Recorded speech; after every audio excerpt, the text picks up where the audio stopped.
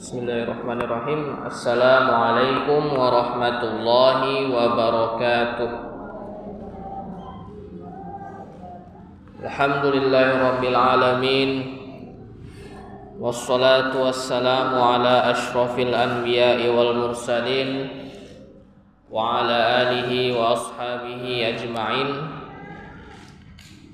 Qala Allah ta'ala fi kitabihil karim, ya ayyuhalladzina amanu taqullaha wa qulu qawlan sadida yuslih lakum a'malakum wa yaghfir lakum dhunubakum wa may yuti'illaha wa rasulahu faqad faza fawzan 'azima. Wa qala Rasulullah sallallahu alaihi wasallam, majtama'a qaumun fi baitin min buyutillah yatluna kitaballahi wa yatadarasuna fima bainahum illa nazalat alaihimus sakinah wa ghasyiyatuhumur rahmah wa haffathumul malaikah wa dzakarahumullahu fi man 'indah. Allahumma inna nas'aluka 'ilman nafi'an wa rizqan thayyiban wa 'amalan mutaqabbalan. Rabbana zidna 'ilma warzuqna fahma. Ibu-ibu jamaah pengajian yang dirahmati oleh Allah Subhanahu wa taala, kembali lagi kita berkumpul di salah satu rumah Allah Subhanahu wa taala untuk mengkaji sabda Rasulullah sallallahu alaihi wasallam yang terdapat di dalam buku 100 hadis populer untuk hafalan. Dan telah sampailah kita kepada hadis yang ke-14 yang temanya adalah hakikat surga dan neraka. Sebagaimana biasanya kita akan sebutkan atau kita akan bacakan teks hadisnya terlebih dahulu sebelum kita mengambil faedah-faedah yang terdapat di dalam hadis tersebut. An Nabi Hurairah radhiyallahu anhu anna Rasulullah sallallahu alaihi wasallam qala. An Abi Hurairah radhiyallahu anhu anna Rasulullah sallallahu alaihi wasallam qala, hujibatin naru bisyahawati. Hujibatin naru bisyahawati. Hujibatin naru bisyahawati wa hujibatil jannatu bil makarih. Wa hujibatil jannatu bil makarih. Wa hujibatil jannatu bil makarih. Rawahu Al-Bukhari wa Muslim. Dari sahabat Abu Hurairah radhiyallahu anhu bahwasanya Rasulullah sallallahu alaihi wasallam bersabda. Dari Abu Hurairah radhiyallahu anhu bahwasanya Rasulullah sallallahu alaihi wasallam bersabda, neraka itu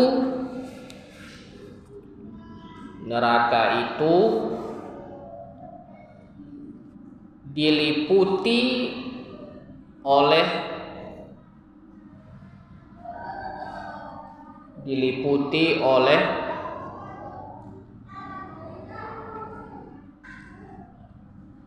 hal-hal yang menyenangkan nafsu. Neraka itu diliputi oleh hal-hal yang menyenangkan nafsu. Neraka itu diliputi oleh hal-hal yang menyenangkan nafsu, dan surga itu diliputi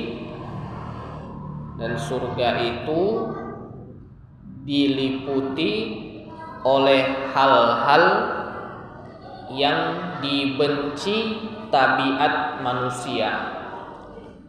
Dan surga itu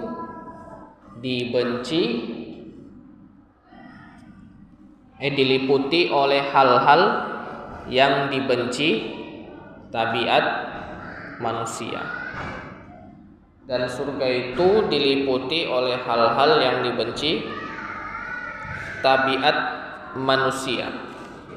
Diriwayatkan oleh Al-Imam Bukhari dan Imam Muslim. Dan di riwayat Imam Muslim disebutkan juga wahuffatin naru bisyahawati wahuffatil jannatu bil makarih. Artinya neraka itu ditutupi dengan hal-hal yang menyenangkan nafsu, dan juga surga itu ditutupi atau dilapisi dengan hal-hal yang dibenci tabiat manusia. Al-Imam Al-Qurtubi menyatakan bahwasanya pemilihan kata atau perumpamaan yang disebutkan oleh Rasulullah SAW di sini itu sangat menggambarkan kenyataan bahwasanya ketika manusia hendak memilih surga, maka dia harus sanggup untuk menyingkap atau mengupas hal-hal yang menyelimutinya. Begitu juga jika dia berniat untuk masuk neraka, nauzubillah, maka dia mesti juga untuk menyingkap atau mengupas hal-hal yang menyelimutinya. Jadi perumpamaan yang disampaikan oleh Al-Imam Al-Qurtubi ini, ibu-ibu yang dirahmati oleh Allah Subhanahu wa taala, misalkan kita beli durian. Nah, ini dia. Durian, karena udah musim durian ini ibu-ibu. Nah, udah pinggir jalan itu udah banyak durian. Kita misalkan sajalah seperti itu. Jadi kulit luar durian itu berduri-duri, tebal. Nah, tebal, payah dikupas. Payah dipegang, payah dikupas. Tapi dalamnya itu mantap, enak. Nah, bagi yang suka. Kalau yang nggak suka, ya nggak enak. Gitu. Nah, gitu. Kita ibaratkan seperti itu. Jadi untuk mendapatkan daging durian yang enak itu, daging durian yang manis dan sedap itu, kita mesti mengupas kulitnya. Nah, begitu juga ketika kita hendak masuk surga, kita kupas dulu kulitnya, yaitu hal-hal yang dibenci oleh tabiat kita sebagai manusia. Karena jalan kita untuk mencapai surga itu, ibu-ibu yang dirahmati oleh Allah Subhanahu wa taala, tak mudah. Semuanya serba sulit. Nah, mau baik susah. Nah, ketika kita hendak melakukan sebuah kebaikan di dunia ini, pastilah ada jalan terjalnya. Nah, pastilah ada kesusahannya. Contohnya apa? Ketika kita sholat subuh, mengambil wudhu, ternyata air di dalam bak itu air yang dingin. Nah, bersabar kita ambil wudhu. Nah, sebagaimana disabdakan oleh Rasulullah SAW, keutamaan itu ada pada beberapa hal. Salah satunya adalah isbaghul wudu indal makarih, yaitu menyempurnakan berwudu ketika mendapati hal yang tidak disukai. Contohnya apa? Rasa dingin pada air yang kita pakai untuk berwudu, atau ketika kita sedang sakit, kita sempurnakan wudu kita. Namun ini tidak perlu dipaksakan ya ibu-ibu, tapi apabila masih sanggup, maka menyempurnakan wudu itu lebih baik dan mendapatkan keutamaan. Demikian juga neraka itu kulit luarnya mantap, tapi dalamnya busuk. Nah, gitu dia. Ibaratkan kayak buah apa ibu-ibu? Nah, contohnya misalnya kayak kita umpamakan mangga. Nah, mangga siapa yang nggak suka ibu-ibu? Nah, itu. Cuma kalau mangga yang sudah dihinggapi lalat buah, lalat buah dia kan bertelurnya di dalam buah dia. Nah, jadi ketika kita belah mangga itu sudah ada busuknya, nah itu dia, sudah ada ulat-ulatnya di dalam. Padahal kita tengok di luar itu masih mulus kulitnya. Nah, kayak beli jambu juga ibu-ibu. Nah, misalnya jambu kelutuk atau jambu bol. Nah, itu biasanya paling rentan itu kena lalat buah. Kita lihat di luar kulitnya bagus-bagus saja, bahkan mantap mengkilap kulitnya. Ternyata di dalamnya sudah banyak ulatnya gitu. Itulah neraka ibu-ibu. Dalam luarnya dia itu menarik hati, ternyata kenyataannya atau hakikatnya sangat mengerikan. Ibu-ibu. Dikatakan juga di dalam hadis riwayat Al-Imam At-Tirmizi dari sahabat Abu Hurairah radhiyallahu taala anhu bahwasanya Rasulullah sallallahu alaihi wasallam bersabda, ketika Allah telah selesai Allah telah menciptakan surga dan neraka. Nah, ketika Allah menciptakan surga dan neraka, Allah panggil Jibril. Nah, ini Rasulullah berkisah kepada kita ibu. Allah panggil Jibril untuk melihat surga. Nah, jadi Allah panggil malaikat Jibril untuk melihat surga. Maka ketika malaikat Jibril melihat surga itu, Allah bertanya, bagaimana menurut engkau wahai Jibril? Ya. Maka malaikat Jibril pun berkata, wa bi izzatik, demi kemuliaanmu wahai ya Allah, tidak ada yang melihatnya, tidak ada yang mendengar tentang surga ini kecuali dia pasti akan masuk ke dalamnya. Karena kenikmatan yang terdapat di dalam surga itu ibu-ibu luar biasa. Kalau kita mendengar mengenai kenikmatan yang terdapat di dalamnya, tentunya siapa yang tidak ingin gitu. Ketika kita terbayang kenikmatan yang terdapat di dalamnya, siapa yang tidak ingin. Kemudian Allah lapisilah surga itu dengan hal-hal yang dibenci. Nah, itu dia di dalam hadis itu. Kemudian Allah lapisi, Allah ciptakan lapisan surga itu dengan hal-hal yang dibenci. Kemudian Allah suruh malaikat Jibril lagi kembali. Nah, ya wahai Jibril, kembalilah engkau lihat surga itu. Maka malaikat Jibril pun berkata, wa bi'izzatik, demi kemuliaanmu wahai Rabbku atau ya Allah, sesungguhnya tidak ada yang mampu, aku menduga. Nah, malaikat Jibril mengatakan, aku menduga tidak akan ada yang mampu untuk masuk ke dalam surga ini. Karena apa? Karena semuanya pagarnya, kulitnya itu hal-hal yang dibenci. Nah, itu ibu-ibu, dibenci tabiat manusia. Nah, kayaknya mustahil lah ini masuk surga ini ibu-ibu, kalau kata malaikat Jibril ini. Kayaknya payah lah ini ya Allah gitu. Mau masuk pun pagarnya apa kali gitu, payah ditembus gitu. Kemudian Allah menciptakan neraka gitu dan menyuruh malaikat Jibril untuk melihat neraka. Maka malaikat Jibril pun berkata setelah melihat neraka itu, wa bi'izzatika ya Rabb, demi kemuliaanmu wahai Rabb, sesungguhnya tidak ada yang mendengar tentang neraka ini kecuali dia akan takut, tak mau masuk situ, pasti menghindar gitu ya. Tidak akan ada yang mau memasukinya gitu, karena azab yang terdapat di dalam neraka itu. Kemudian Allah ciptakan pelapisnya, Allah ciptakan pagar-pagarnya, Allah ciptakan kulit yang menyelimuti neraka itu.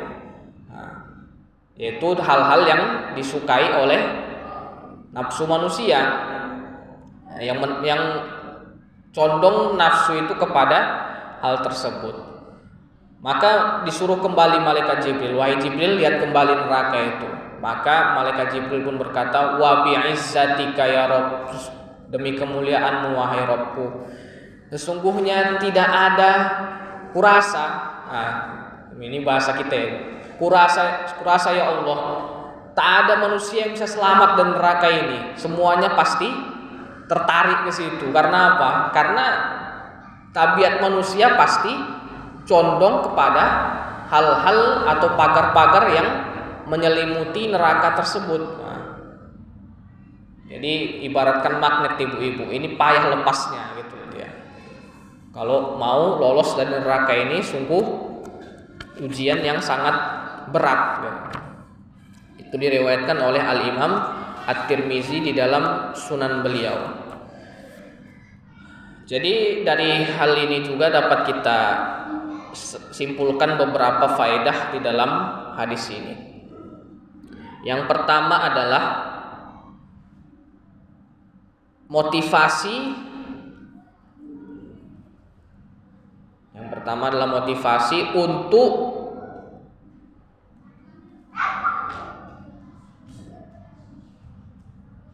berusaha keras.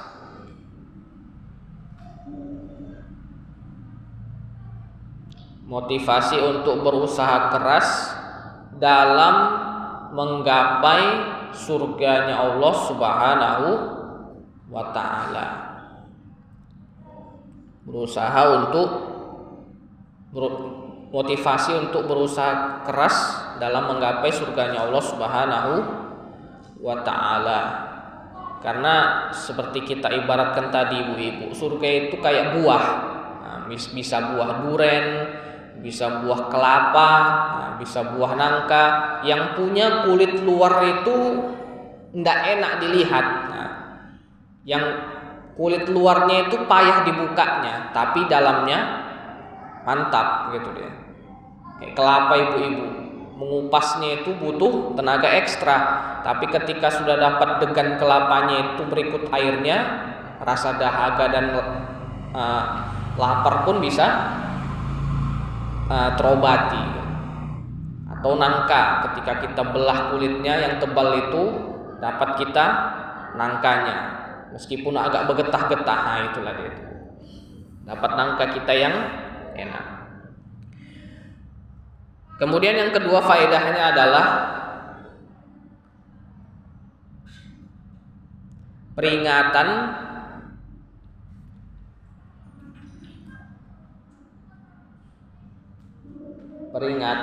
bahwa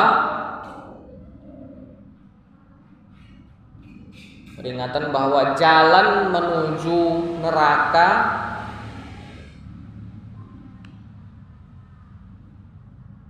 sangatlah mudah. Peringatan bahwa jalan menuju neraka sangatlah mudah karena didorong oleh tabiat manusia.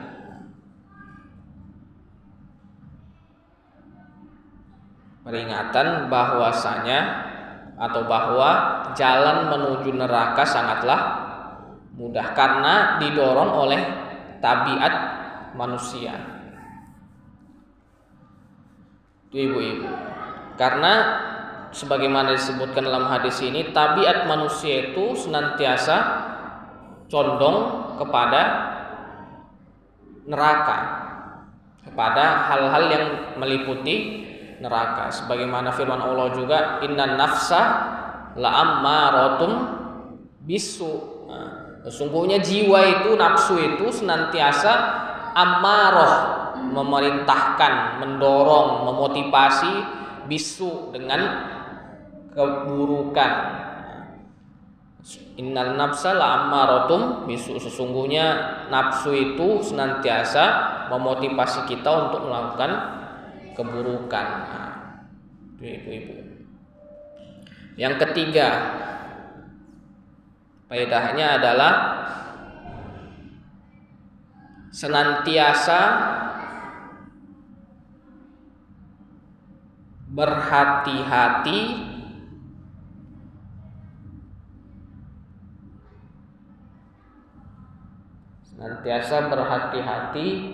dari hal-hal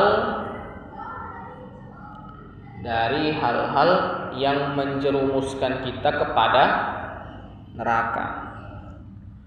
Senantiasa berhati-hati dari hal-hal yang menjerumuskan kita kepada neraka. Nah, Nah, inilah takwa. Hakikat takwa itu ibu-ibu adalah berusaha untuk melakukan suatu amalan yang dapat menangkal atau melindungi kita dari murka dan azab Allah Subhanahu wa taala. Itulah hakikat takwa. Kemudian yang keempat adalah senantiasa memperbanyak doa.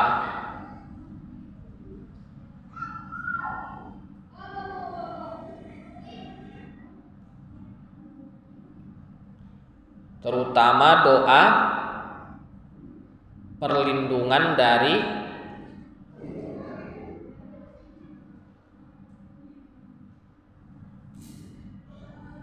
nafsu dan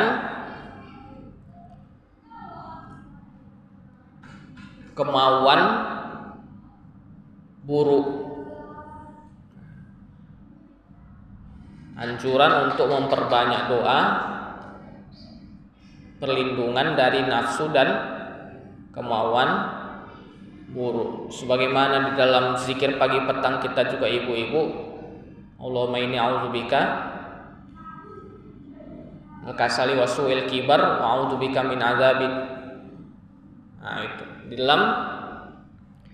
dalam zikir pagi petang kita juga ada itu. Wala takilna ila nafsi torfata ain, dan janganlah engkau biarkan ya Allah aku dikuasai oleh nafsuku meskipun sekejap saja. Karena kalau kita sudah dikendalikan oleh nafsu kita, maka dia akan mendorong kita kepada hal-hal yang dapat menjerumuskan kita. Wala takilna ila anfusina torfata ain. Nah, itu permintaan kita kepada Allah Subhanahu wa taala pada setiap pagi dan petang kita. Ibu-ibu untuk hadis ke-14. Kemudian hadis ke-15 yang berkaitan dengan adab pada hari Jumat.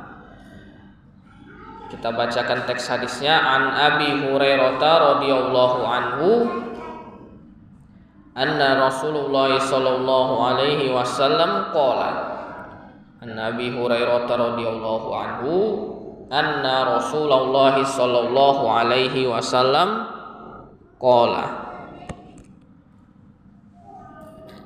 idza qulta li sahibika yaumal jumu'ati ansit. Idza qulta li sahibika yaumal jumu'ati ansit wal imamu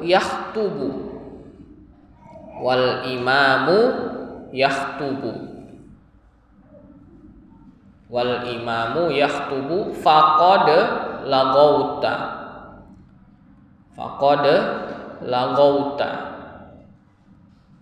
rawahul Bukhari wa Muslim. Dari Abu Hurairah radhiyallahu anhu bahwasanya Nabi Shallallahu Alaihi Wasallam bersabda. Dari Abu Hurairah radhiyallahu anhu bahwasanya Rasulullah Shallallahu Alaihi Wasallam bersabda, jika engkau berbicara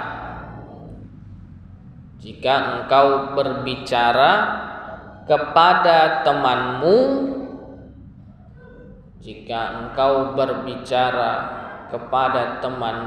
di hari Jumat,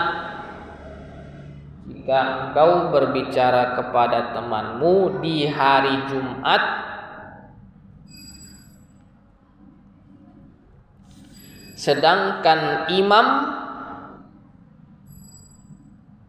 sedang berkhutbah,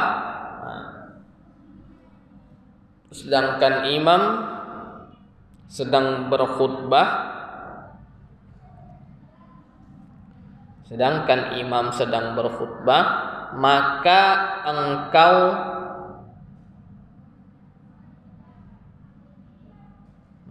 engkau telah melakukan hal yang sia-sia.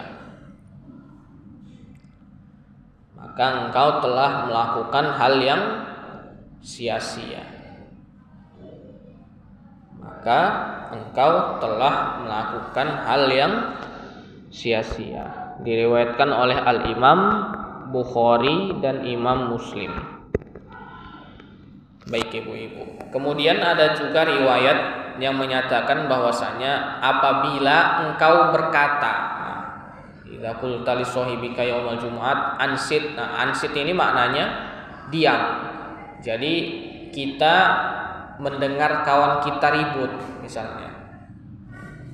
Ini untuk bapak-bapak ya ibu-ibu, karena ibu-ibu kalau sholat Jumat biasanya atau apanya normalnya di rumah. Jadi ini untuk biasanya untuk bapak-bapak juga atau anak-anak kita yang laki-laki. Apabila dia berbicara atau nyuruh temannya itu diam, maka perbuatan itu pun sudah termasuk ke dalam hadis ini. Jadi kita menyuruh orang diam itu kan amar ma'ruf nahi mungkar. Kita menyuruh kepada kebaikan agar dia itu tidak rugi karena berbicara dengan teman yang lain gitu, atau mengajak ngobrol teman yang lain. Kita nyuruh dia itu untuk diam agar dia itu tidak melakukan hal yang sia-sia. Jadi perbuatan kita amar ma'ruf nahi mungkar pun bisa dikategorikan sebagai sesuatu yang sia-sia meskipun itu baik.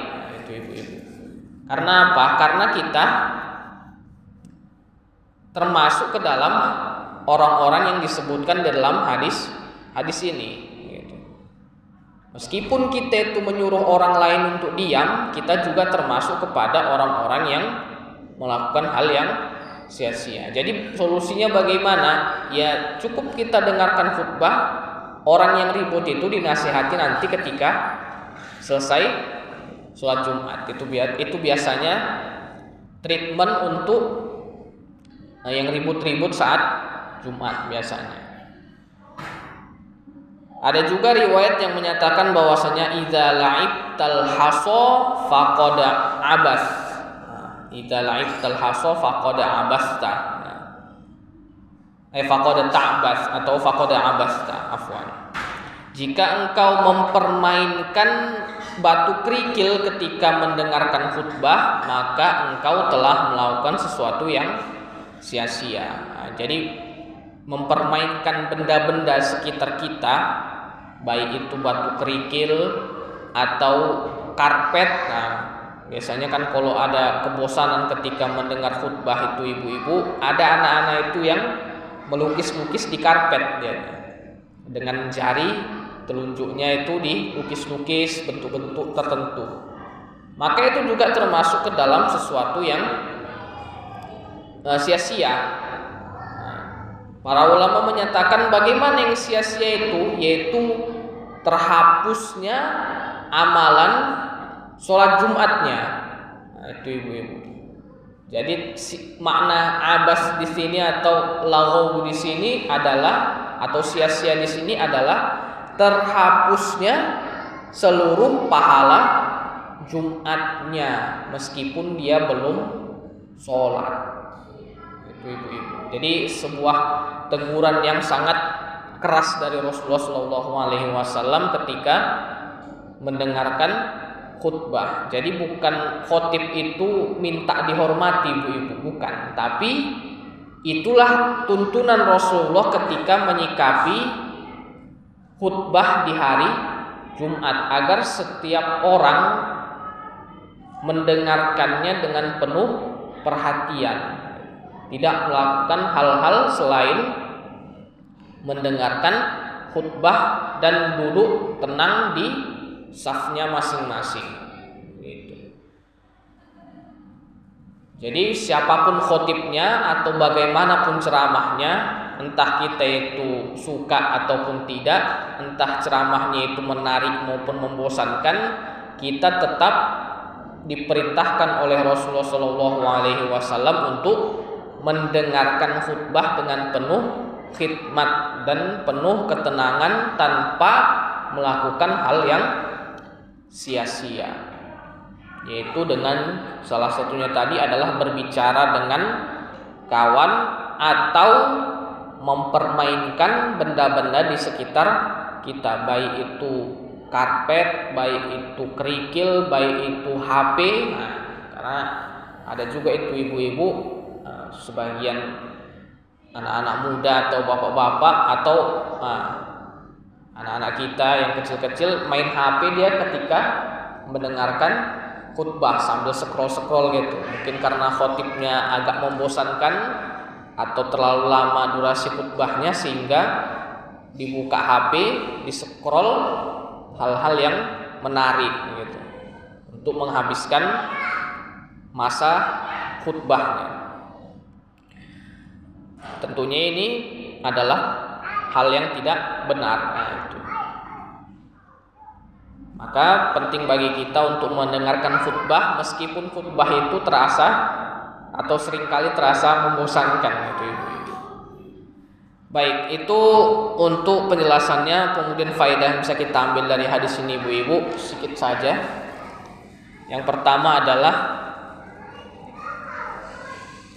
peringatan tegas.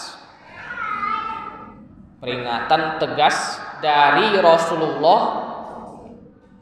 Peringatan tegas dari Rasulullah ketika mendengarkan khutbah. Peringatan tegas dari Rasulullah ketika mendengarkan khutbah. Peringatan tegas dari Rasulullah ketika mendengarkan khutbah. Yang pertama ibu-ibu. Yang kedua adalah bahwasanya khutbah layaknya 2 rakaat pertama. Bahwasanya khutbah layaknya 2 rakaat pertama sholat zuhur. Bahwasanya khutbah layaknya 2 rakaat pertama sholat zuhur. Nah, jadi kalau kita di dalam sholat itu ibu-ibu kita berbicara atau melakukan gerakan yang tidak perlu, niscaya pasti batal sholat kita gitu ya. Nah, jadi perumpamaannya seperti itu, layaknya 2 rakaat sholat zuhur. Maka melakukan hal-hal yang dapat membatalkan sholat samalah kedudukannya di dalam khutbah tersebut. Maka melakukan hal-hal yang dapat membatalkan sholat sama halnya seperti khutbah tersebut, atau sama halnya dalam khutbah tersebut. Maka sama-sama bisa batal pahalanya. Sebagaimana disebutkan tadi bahwasanya abas di situ atau laghaw di situ maknanya adalah terhapusnya pahala Jumat, tidak dikira, tidak dianggap pahala Jumatnya. Itu yang kedua ibu-ibu. Yang ketiga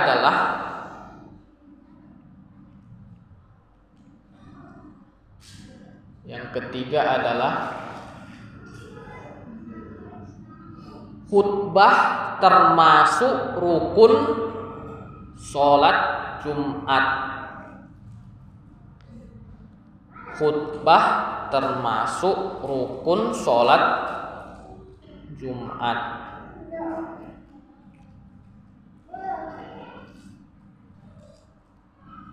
Khutbah termasuk rukun sholat Jumat.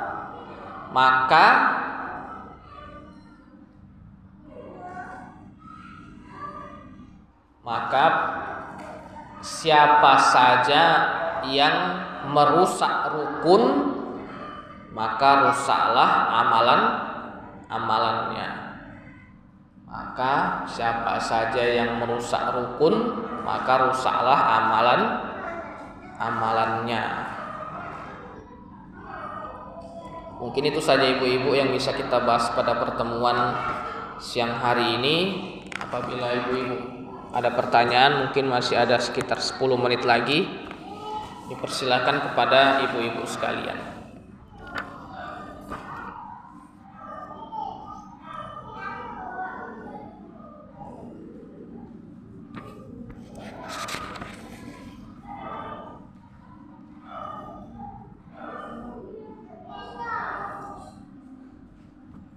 Atau kita tutup saja ibu-ibu karena silakan ibu. Waalaikumsalam warahmatullahi wabarakatuh ibu. Apanya ibu? Pertanyaannya.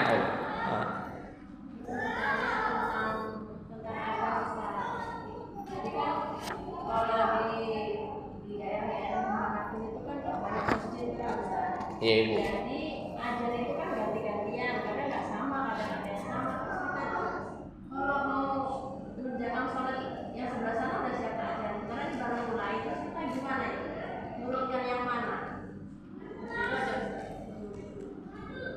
Waalaikumsalam.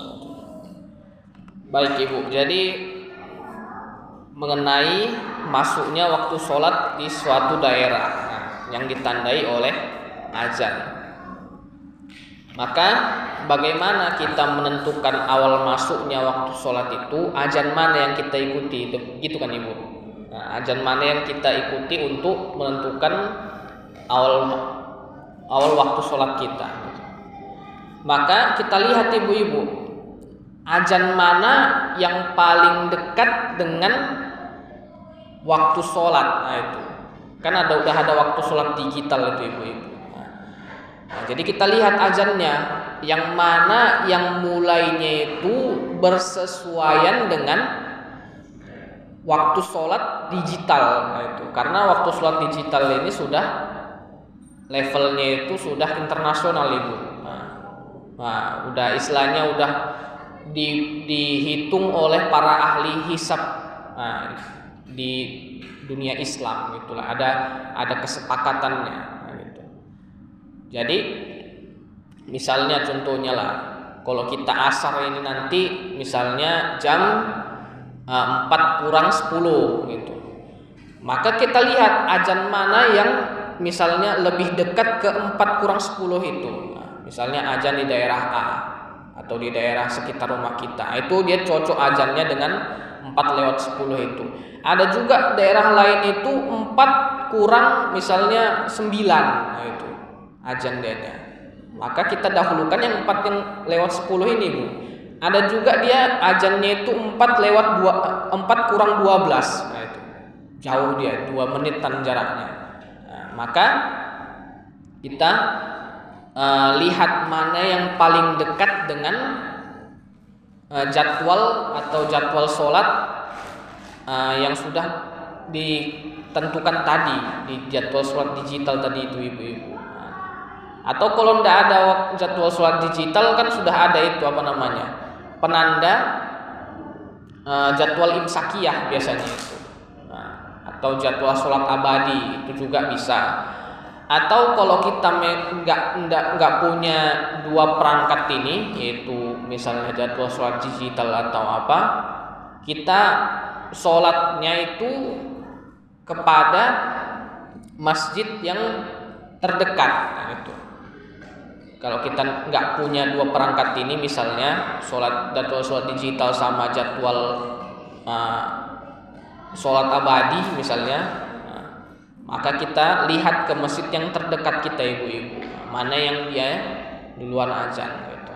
Itu kalau kita tidak tahu misalnya jadwal azan, maka kita lihat kepada masjid yang terdekat. Maka kita sholat ketika masjid tersebut sudah mengumandangkan azan. Wallahu ta'ala alam. Itu ibu-ibu. Jadi meskipun masjid yang lain masih azan, terus itu yang masjid yang pertama sudah azan, kita ikuti yang pertama walaupun masih ada kedengaran azan gitu. Enggak apa-apa Bu.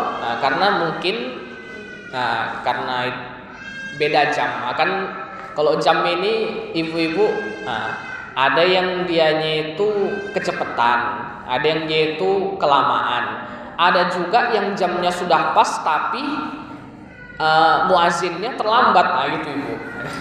Jadi gitu dia. Itu kan banyak apanya, banyak pertimbangannya. Jadi kita kepada masjid yang terdekat saja. Apabila sudah azan dianya, berarti insya Allah sudah masuk waktu. Perbedaan antara semenit, 2 menit atau 3 menit itu tidak terlalu dipusingkan oleh Islam. Asalkan sudah masuk waktu, perkiraan waktunya, maka itu sudah masuk waktu sholat. Nah, itu ibu.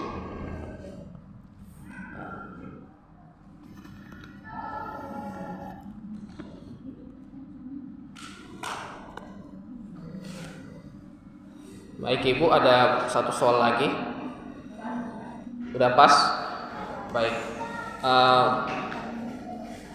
Apa yang berupa hidayah dan juga ilmu yang bermanfaat, maka itu dari Allah Subhanahu wa taala, dan juga apabila itu berupa kekurangan dari segi penyampaian materi dan juga ilmu saya yang dirasa kurang memuaskan kepada ibu-ibu sekalian, maka itu dari diri saya pribadi yang sangat banyak kurangnya.